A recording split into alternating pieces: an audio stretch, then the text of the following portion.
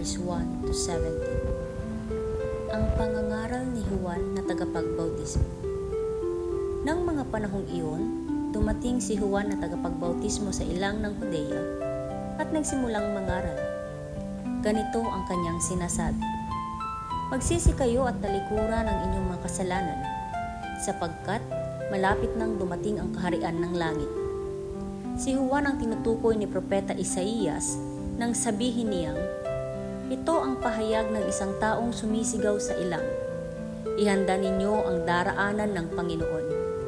Gumawa kayo ng mga tuwid na landas na kanyang lalakaran.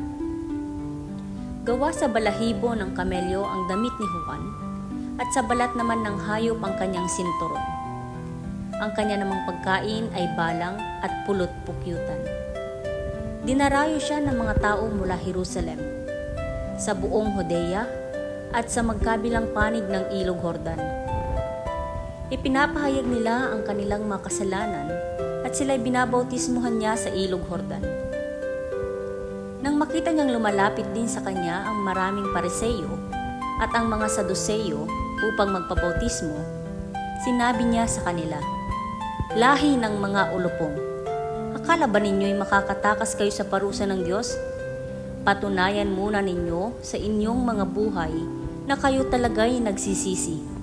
At huwag ninyong akalain na makakaiwas kayo sa parusa ng Diyos dahil sinasabi ninyong ama ninyo si Abraham. Sinasabi ko sa inyo na kahit sa mga batong ito ay nakakalikha ang Diyos ng mga anak ni Abraham. Ngayon pa lamang ay nakaamba na ang palakol sa ugat ng mga punong kahoy.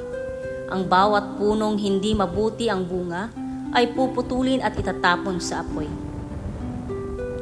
Binabautismuhan ko kayo sa tubig bilang patunay ng inyong pagsisisi at pagtalikod sa kasalanan.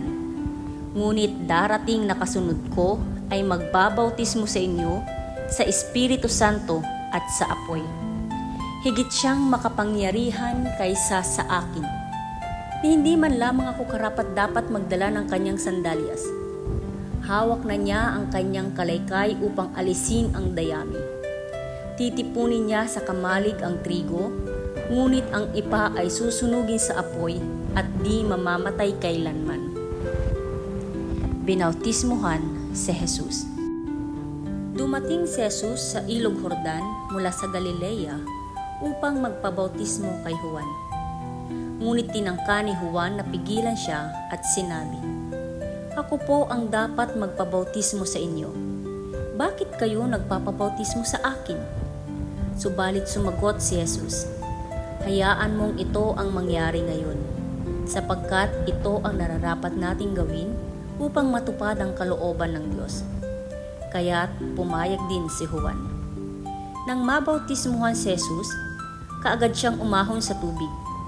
Nabuksan ang langit at nakita ni Jesus ang Espiritu ng Diyos na bumababang parang isang kalapati at dumapo sa kanya.